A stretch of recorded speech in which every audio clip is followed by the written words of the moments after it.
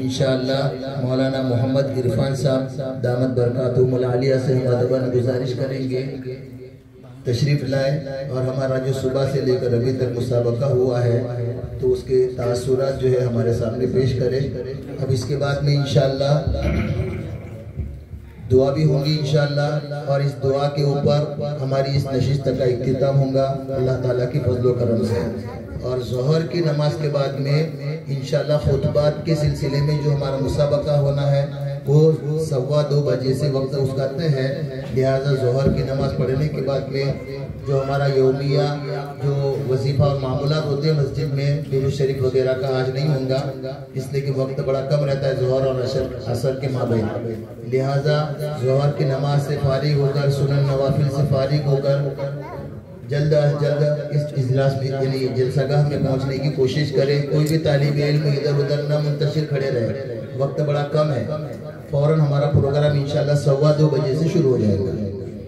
ذرا تاثرات جو ہمارے سامنے پیش کیے جا رہے ہیں حضرت کی طرف سے اس کو غور سے سنیں، طلبہ بھی سنیں، اساتذہ کرام بھی اس کو سنیں، اور اس میں جو بھی ہمارے سامنے کمی بیشیاں آئیں گی تو اس کو جو آئندہ اصلاح کرنے کی کوشش کرے، اور جو ہماری خوبیاں ہیں اس کو گنایا جائے تو اس پر اللہ جل جلالہ و عما نوالہ کا شکریہ ادا کرے. الحمدللہ وکفا وسلام علی عبادہ الذین اصطفی اما بعد فاعوذ باللہ من الشیطان الرجیم بسم اللہ الرحمن الرحیم ورتل القرآن ترتیلا وقال النبی صلی اللہ علیہ وسلم اقرأوا القرآن بلحن عرب او کما قال علیہ السلام. معظم اساتذہ اکرام، ناظم محترم، ذمہ داران اکرام اور عزیز طلبہ اعزام، صبح سے ماشاءاللہ آپ لوگوں کو سن رہے تھے اور آپ کی محنتیں ماشاءاللہ کھل کر سامنے آئی کہ بہت ہی زیادہ آپ لوگوں نے بہت زیادہ محنت کی، تب جا کے ماشاءاللہ آپ کا پڑھنا، لب و لہجہ، حروف کی ادائیگی، تلفظ اور یہ سب دیکھنے میں آیا. آپ کی محنت کا یہ سارا نتیجہ تھا اور ماشاءاللہ قابل تعریف ہے تمام ہی طلبہ جنہوں نے 18 کے 18 ماشاءاللہ جو مصاحف کی شکل میں یہاں پر آ کر اپنا جوہر دکھا کر گئے، سبھی ماشاءاللہ قابل تعریف ہے اور سب نے ماشاءاللہ بہترین جوہر دکھایا. اور قابل تعریف آپ تمام طلبہ بھی ہیں کہ طلبہ کا سننا بہت مشکل کام ہے طلبہ اکرام کا کہ اپنے ساتھیوں کو سننا ان کے لیے بڑا مشکل ہو جاتا ہے، لیکن آپ 7:30 8 بجے سے 11:30 بجے تک تقریباً یکسوئی کے ساتھ اطمینان کے ساتھ اپنے ساتھیوں کی، اپنے ہم نشینوں کی آپ حوصلہ افزائی کر رہے تھے اور برابر ان کو سن رہے تھے. اللہ آپ کے سننے کو بینتی آپ قبول فرمائے. اللہ تبارک تعالیٰ آپ کے مستقبل کو روشن فرمائے. بڑا خوشی ہو رہی تھی آپ لوگوں کے منظر کو دیکھ کر کہ طلبہ اکرام بیٹھے. حالانکہ ہم بھی مدرسے مکتب چلاتے ہیں، بچوں کو خاموش بٹھاتے پریشان ہو جاتے ہیں. ہمارے جلسے بچے فیل کر دیتے ہیں، مسابقے فیل کر دیتے ہیں بچے، اتنا شور کرتے ہیں. مائک کی آواز کم، بچوں کی آواز زیادہ ہوتی ہے. لیکن ماشاءاللہ لگ رہا تھا کہ بچوں کی تعلیم ہی نہیں بلکہ یہاں پر ماشاءاللہ نو نہالوں کی تربیت بھی ہو رہی ہے. اور دوستو عزیز طلبہ اکرام، اصل تربیت ہے تعلیم سے زیادہ تربیت ہے. ہم مالیگاؤں بیٹھے باغ فردوس مولانا شہزاد صاحب بھی تھے، مولانا امین الجبار صاحب کا مدرسہ ہے، 313 طلبہ وہاں پہ پڑھتے ہیں. باغ فردوس سلیم نگر کوسمبا روڈ پر ہے. ماشاءاللہ بدعت کا بڑا غلبہ ہے. ایک اکیلی مسجد پورے علاقے کے اندر اکیلی مسجد ہے جو ماشاءاللہ محنت کر رہی ہے، کام کر رہی ہے. 90% ہمارے وہ بھائیوں کے بچے پڑھتے ہیں جو ہم سے نفرت کرتے ہیں کہ کسی چیز کو لے کر. تو وہاں پر ہم لوگ گئے تو وہاں پر لکھا ہوا تھا بورڈ کے اوپر کہ تعلیم کی کمی کو تربیت دور کر دے گی، لیکن تربیت کی کمی کو تعلیم کبھی دور نہیں کر سکتی.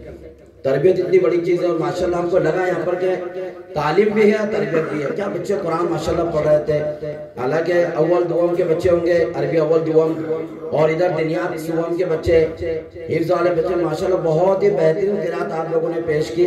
اللہ تعالیٰ نظر بس سے آپ کی حفاظت فرمائے، آپ کے اساتذہ اکرام کی محنت کو بینتیاں قبول فرمائے اور پوری امت کے لیے آپ کو خیر کا اور پوری امت سے شر کے دور ہونے کا، خیر کے پھیلنے کا اللہ آپ کو ذریعہ بنائے. بہت ماشاءاللہ قابل تعریف رہے آپ لوگ، بیٹھنے والے بھی، پڑھنے والے بھی، اور آپ کے اساتذہ اکرام بھی جنہوں نے آپ کے اوپر محنت کی ہے اور محنت کو آگے بڑھانا ہے. دیکھو ہم لوگ شاہین ہیں، پرواز کرتے کرتے کبھی تھکنا نہیں ہے. اپنی پرواز کو جاری رکھنا ہے. جن بچوں نے اچھا پڑھے اور اچھا پڑھنے کی کوشش کرنا ہے کہ ابھی مسابقے میں آپ نے اپنے اس کو آپ کے مدرسے کے اندر آپ نے حصہ لیا اور کمپٹیشن مسابقے میں آپ نے آگے بڑھے, آپ فائنل تک آپ لوگ پہنچے اور فائنل کے اندر آپ لوگوں نے اپنا مظاہرہ پیش کیا.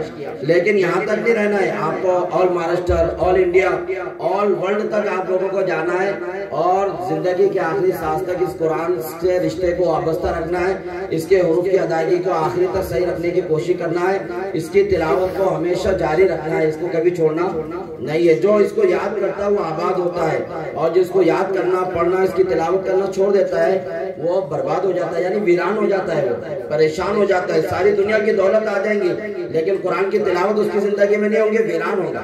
ہمارے وہ ساتھی بھی ہیں جن کو اللہ نے کروڑوں کا مالک بنا دیا, بڑے بڑے پراپرٹی اللہ نے ان کو دے دیا, حالانکہ ہمارے ساتھ میں تھے, کچھ بھی نہیں تھا, لیکن اللہ نے ان کو نواز دیا. جب ہماری ان کی ملاقات ہوتی ہے تو کہتے ہیں کہ قابل تعریف ہے تم لوگ کہ اللہ نے تم کو قرآن کی خدمت میں لگایا اور ہم تو دوسرے کاروبار میں لگ کر قرآن سے دور ہو گئے, ہمارے واسطے دعا کرو. ہمیشہ ایسا کہتے ہو, اور ہمیں کبھی ان کو دیکھ کر ایسا نہیں لگا کہ اللہ تعالیٰ ہم کو بھی ایسا اتنا بڑا دولت مند بنا دے, کبھی نہیں لگا, کیونکہ اللہ نے بہت بڑی چیز ہم کو دی ہے.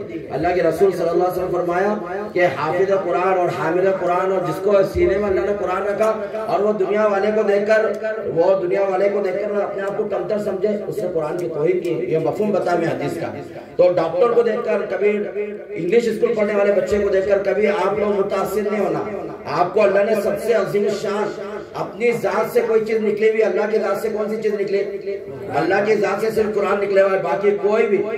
قرآن کے علاوہ ساری دنیا مخلوق ہے, سارے انبیاء مخلوق ہے, لوح قلم مخلوق ہے, عرش و کرسی مخلوق ہے. اللہ کی ذات کے علاوہ سب چیزیں مخلوق ہے, صرف قرآن اکیلا مخلوق ہے نہیں. پھر قرآن کیا ہے؟ قرآن اللہ کی ذات سے نکلا ہوا نور, اللہ کا کلام, اللہ کی صفت ہے.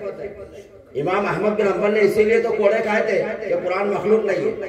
تو جو اللہ کے بعد جس کو مخلوق نہ ہونے کا شرف حاصل ہے وہ اللہ کا کلام ہے, اور اس کلام کے لیے اللہ نے تمہارا ہمارا ہم سب کا انتخاب فرمایا.